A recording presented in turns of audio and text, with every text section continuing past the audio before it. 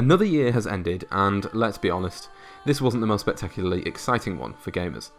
With the pandemic causing innumerable delays, 2021's roster was just a little light. Huge titles such as the new God of War, Horizon, and Gran Turismo 7 were all pushed back. Delays to a new DLC and an upgraded port for The Witcher 3 probably hit hardest for me personally. The positive is that 2022 looks set to be one of the best years on record. I also ended up playing a lot of indie games that I might never have touched had it not been for the strange circumstances of 2021. So, bearing that in mind, let's get into my top 10 games of the year. And a small warning before we begin. As a consumer, I very often play games a year or two after release, and I know that this is true of many others. So, this list is made up of the games that I played in 2021, not just those released this calendar year. In at number 10, it's the tech demo that proved to be far more than just that. Yes, it's Astro's Playroom. Coming in at around 2 hours in length, this certainly wasn't a massive game. Quality, though, defeats all in my mind, and that's one thing that this game certainly has. A lot of people have complained that this generation of consoles isn't much of a step up. The DualSense controller, however, is one tangible and clear example of creative progress from Sony. With its haptic feedback and adaptive triggers at work in Astro's Playroom, the PS5 is able to do something truly special.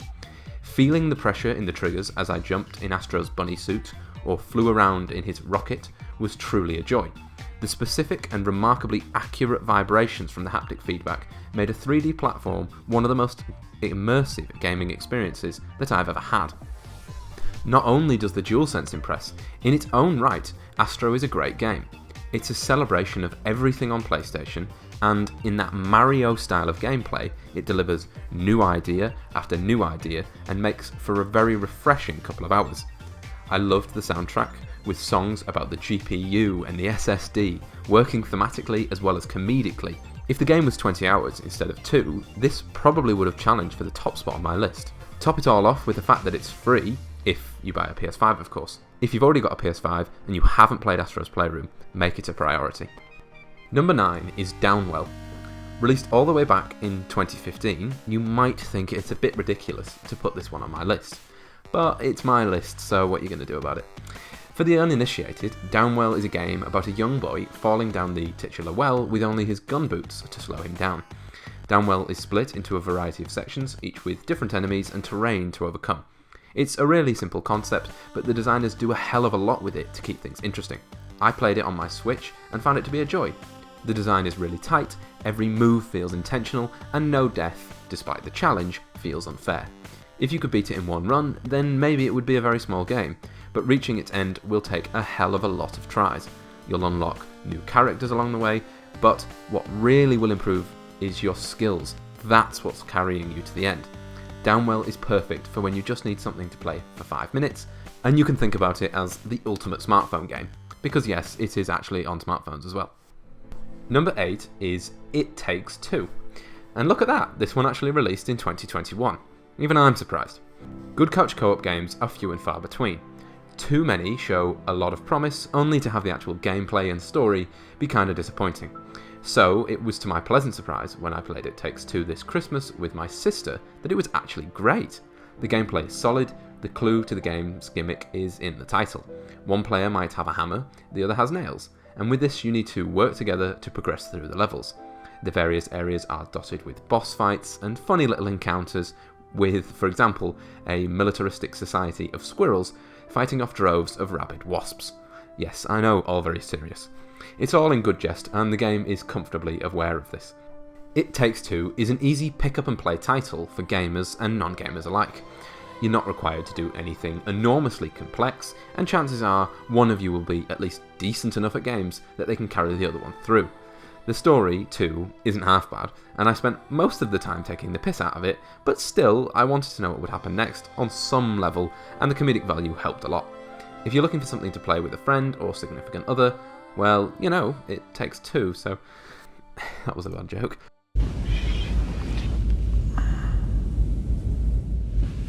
Moving on, it's number 7. Captain Toad Treasure Tracker was developed off the back of a mini-game in Super Mario 3D World. From that, it spiraled into so much more and was released on the Wii U in 2014, with a re-release for the far more popular Nintendo Switch in 2018 with additional bonus levels, themed on Super Mario Odyssey. And I played the latter for the first time this year. Needless to say, but it's a really enjoyable experience, and it's unlike many other things I've played. One of Treasure Tracker's key ideas is using the camera as an essential gameplay mechanic. Tilt it in various directions and you might reveal some coins, a diamond, or other bonus items. Toad is slow moving as all hell, he can't jump, and he can hardly even run, and he can only take 2 hits. It makes for a very interesting change from the free and wild movement of Mario. Do you want to crush a Goomba? Well, you better climb that ladder and fall at just the right moment then.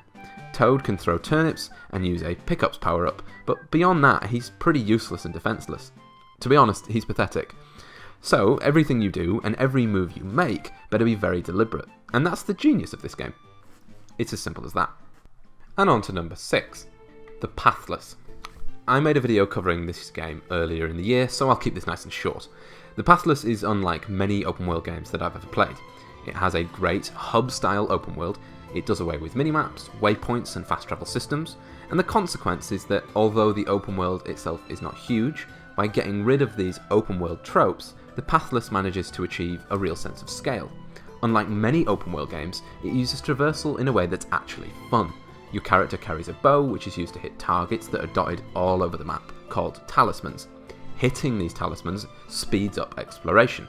And I know how simple that sounds, but instead of walking or riding a horse, which is almost entirely passive, you have an almost rhythmic method of exploration which keeps you really engaged. Top that off with a bunch of great boss fights and you have a game that can be both tranquil and adrenaline fueled. I really like it. But not as much as I like number 5, and that is Subsurface Circular. Robot underground detective game. That's how I imagine the developers of Subsurface Circular pitching their ideas to publishers. It's also a neat summary if you haven't played this one before. It's a modern take on text-based adventure games where you, a robot detective, are tasked with solving a series of mysteries on board a subway system. The main mystery being the disappearance of numerous robots who essentially serve as slaves to the humans above. The game explores interesting themes such as automation, authority, autonomy, and consciousness, and is an example of very good writing in a game, something which is depressingly absent from many titles. Its brevity respects the player's time, but also ensures that its excellent writing is not sacrificed by filler content. You might even say that it's an underground hit. But I didn't say that because that would be a terrible joke, so moving on to number 4 is SpiderMan Miles Morales. Sony always comes to play when people are discussing their game of the year, and after making the substantial investment of getting a PS5 at the start of this year, I had very high hopes. With Miles Morales, Sony delivered once again. If you played the first new Spider-Man from Insomniac, you'll feel right at home with Miles Morales. The story takes off where the original ended, but now Peter Parker is away on a trip and Miles takes charge of Manhattan. Playing as a younger, less mature character mixes things up a bit and means Miles' story is more of a coming-of-age tale in true Spider-Man fashion. In the gameplay department too, there are some distinctive differences. For example, Miles has a much more interesting set of moves, whether that's his invincibility power, which really changes up stealth gameplay, or his distinctive Venom Blast that allows you to yeet enemies to your heart's content.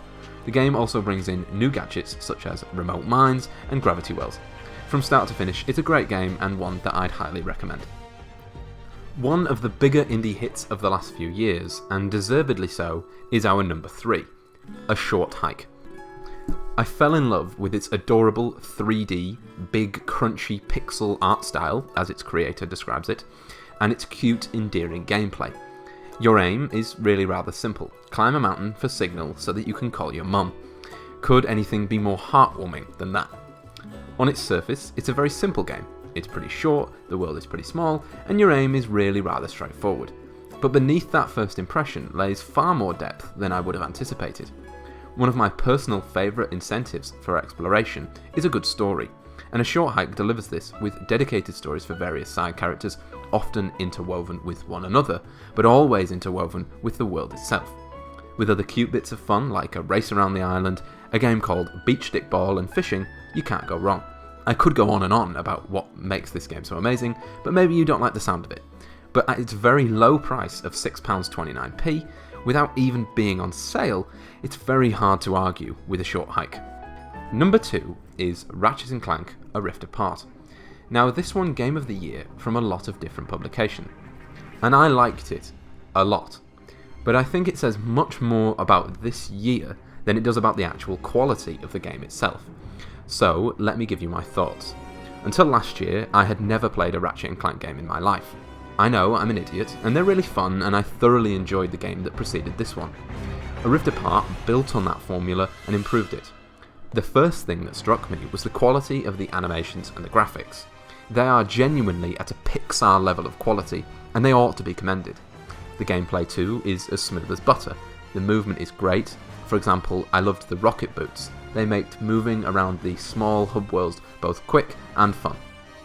The gunplay too is brilliant. It never got old for me, with a huge variety of weapons to choose from, whether it's the Pixelizer, or Mr. Fungi, or the Rhino 8.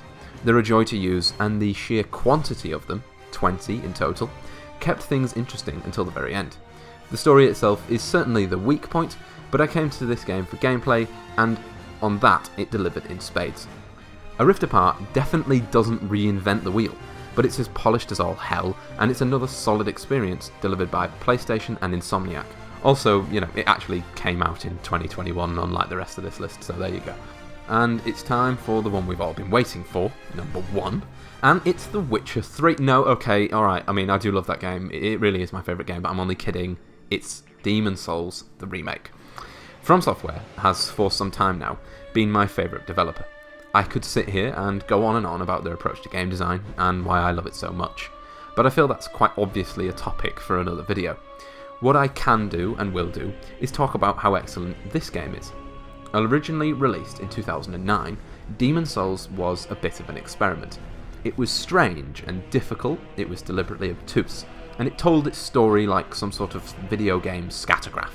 Upon release, some described it as stoic and not for everyone, or only for the masochistic hardcore gamers, whatever the hell that means. Little did its critics know that this game would go on to inspire a generation of designers, and many would fall in love with its quirks. Sadly, I was not among those who played it at the time, being only 10 years old and not even owning a PS3. I first played Demon's Souls in 2021, hence why it's on this list. Prior to that, I'd played every Dark Souls game, Bloodborne and Sekiro. I was thoroughly initiated to the From Software cult. I was equally prepared to not find anything really unique about Demon's Souls, despite my love for those games. Well, I found a lot of things unique, and have now played it through 3 times, with 3 different builds, and have enjoyed it from top to bottom. The gameplay is absolutely spot on, with tons of great weapons to choose from, and a lot of build variety. The bosses are fantastic, and many of which are more puzzle-like than subsequent From Software bosses. The characters are intriguing, and the environmental storytelling is as strong as ever. With a beautiful orchestral soundtrack, it truly immerses you in its dark fantasy world. It really is an excellent game. And much of the credit for the game's excellence ought to go to Bluepoint, who modestly stuck with the original vision of From Software and deviated only slightly in places where they felt that they could improve the game, not adding any significant new content. And from the skeleton of a nearly 13-year-old game, Bluepoint has made one of the most graphically stunning games that I've ever seen.